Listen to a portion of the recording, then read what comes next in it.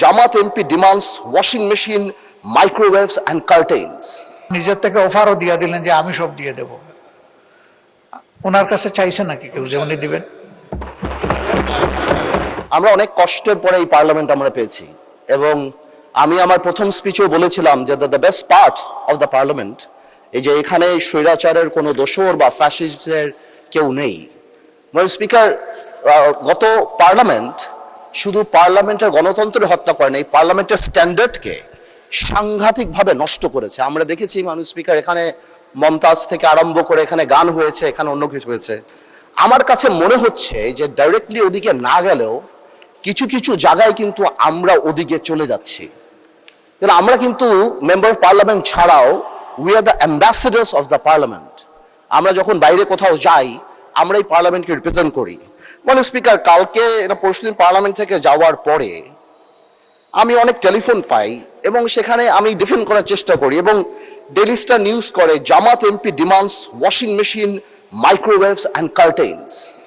এটা আমাকে অনেক লজ্জা দেয়, এবং আমি মনে করি এই পার্লামেন্টকে অনেক লজ্জা দেয় যে একটা মেম্বার অফ পার্লামেন্ট এখানে দাঁড়িয়ে যেখানে জনগণের কথা বলবে, যেখানে বিভিন্ন জনগণের দাবির কথা বলবে, সেখানে একজন মেম্বার অফ পার্লামেন্ট দাঁড়িয়ে উনি ওয়াশিং মেশিন পেল না, মাইক্রোওয়েভ পেল না, কার্টেন পেল, সেই ব্যাপারে দাঁড়িয়ে কথা বলবে। যেখানে আবার বলা হয় যে আমরা গাড়ি নিব না, আমরা প্লট নিব না এই ব্যাপারে। তাহলে আমার কাছে মনে হয় মাননীয় স্পিকার যে আসলেই যদি গাড়ি আর প্লট যখন ওনারা বাদ দিল, তখন ওনাদের বুকের উপরে কত বড় পাথর চাপা দিয়ে বাদ দিতে হলো যে মাইক্রোওয়েভ আর ওয়াশিং মেশিনের জন্য এই পার্লামেন্টে দাঁড়িয়ে কথা বলতে হচ্ছে।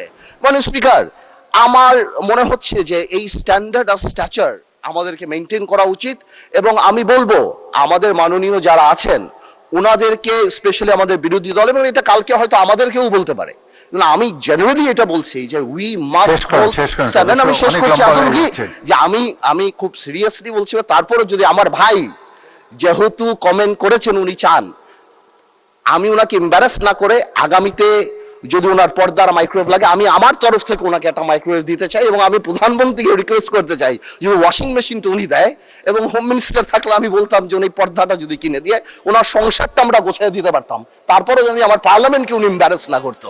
আপনাকে ধন্যবাদ স্পিকার। মাননীয় সদস্য, এটা পয়েন্ট অফ অর্ডারের মধ্যে পড়ে না। দ্বিতীয়ত, যে সদস্য বাজেট সেশনের উপরে বক্তব্য রাখতে গিয়ে বলেছেন, বাজেট সেশন এমন একটি সেশন, বাজেট বক্তব্য এমন একটি বক্তব্য, সেখানে অনেক বিষয়ে বক্তব্য রাখা যায়, এবং তাছাড়া একজন সদস্য তার সুবিধা অসুবিধার কথা বলেছেন। আমি মনে করি এটা সংসদের না বললেও ভালো হতো, কিন্তু এটা বলে এমন কোনো গর্হিত অপরাধও তিনি করেন নাই। আমাদের হাউস কমিটি আছে, সেখানে আমরা সংসদ সদস্যদেরকে আসবাবপত্র ইত্যাদি আমরা দিয়ে থাকি। সেই হিসাবে তিনি যদি সকল সদস্য, তিনি তার নিজের জন্য চান নাই, সকল সংসদ সদস্যদের জন্যই, যারা হাউসে সংসদের দেওয়া ভবনে যারা বসবাস করে তাদের সম্পর্কে বলেছে। সুতরাং এটা এমন কোনো গর্হিত অপরাধ হয়নি। তবে আমি মনে করি না বললেই ভালো হতো, এতে জনমনে অন্য ধরনের ধারণা হতে পারে। তবে এটি তো তাদের প্রাপ্য হতে পারে, এটা এমন কিছু বড় জিনিস নেই। এই সামান্য জিনিস নিয়ে এটি নিয়ে আর তর্ক বিতর্ক করতে চাই না, কারণ এটি নিয়ে বিতর্ক করলে আবার খারাপ মেসেজ যাবে বাইরে। তো ভবিষ্যতে বক্তব্য রাখার সময় আমরা সবাই কেয়ারফুল থাকবো। যেসব জিনিস পার্সোনালি আপনি যদি হাউস কমিটির চেয়ারম্যান আছেন, সদস্যরা যদি তাকে জানান, তারাই এটার সমাধান করতে পারবেন। মাননীয় বিরোধী দলের নেতা, এটা নিয়ে কোনো বিতর্ক হোক এটা আমি চাই না। আপনি অন্য কোনো বিষয় বললে বলেন, এটা সম্পর্কে আর শুনতে চাই না। এটা কথা। আরেকটি কথা আমি বলি আপনাদের কথা, আর যেভাবে আপনি একজন সদস্যকে অফার করেছেন তাকে দেবেন, এটাও তার জন্য একটি ডিসরেসপেক্টফুল মনে হতে পারে। উনি নিজের জন্য চান নাই, সকল সংসদ সদস্য যারা বসবাস করে সংসদের সরকারি বাড়িতে তাদের জন্য বলেছেন। সুতরাং এটা নিয়ে, এই বিষয়টি নিয়ে আর বিতর্ক না হোক, এটা আমি চাই। মাননীয় নেতা, এরপরে আর বাড়াবাড়ি তো কোনো দরকার নেই। বিরোধী দলের নেতা, আপনি তো এই সম্পর্কেই বলবেন তো। মাননীয় সদস্য পয়েন্ট অফ অর্ডারে দাঁড়িয়ে যে কথাগুলো বলেছেন, আপনি তো প্রথমেই নাকচ করেছেন যে এটা পয়েন্ট অফ অর্ডারের বিষয় না। 2 নম্বর, একজন সদস্য তিনি সবার জন্য একটা বিষয় চেয়েছেন।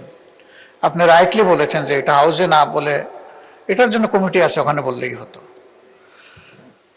কিন্তু তিনি এইটাকে সূত্র ধরে আবার আরেকটা, যে গাড়ি বাড়ি সব নিয়ে আসলেন। উনি তো আমি মনে করি একজন বিজ্ঞ পার্লামেন্টারিয়ান, আবার নিজের থেকে অফারও দিয়ে দিলেন যে আমি সব দিয়ে দেব। ওনার কাছে চাইছে নাকি কেউ যে উনি দিবেন? আমার মনে হয় যে আমাদের মানসিকতাগুলো এমন হওয়া উচিত যেটা এখানে দাঁড়িয়ে অন্তত কেউ কারো সম্মানে আমরা আঘাত করব না। আমরা আশা করব যে আমি সহ আমরা সকলে আগামীতে এগুলোর প্রতি আরো যত্নশীল হব। ধন্যবাদ মাননীয় স্পিকার। ধন্যবাদ বিরোধী দলের নেতা। তবে আন্দালিব রহমান মাননীয় সদস্যের বক্তব্যে আমি যেটা বুঝতে পেরেছি, তিনি কোনো তাকে আন্ডারমাইন করার জন্য বলেন নাই, সাহায্য করার জন্য বলেছেন, which is not really necessary। তবুও যাই হোক, এই সম্পর্কে বক্তব্য এখানে ইতি হোক, এটাই চাই।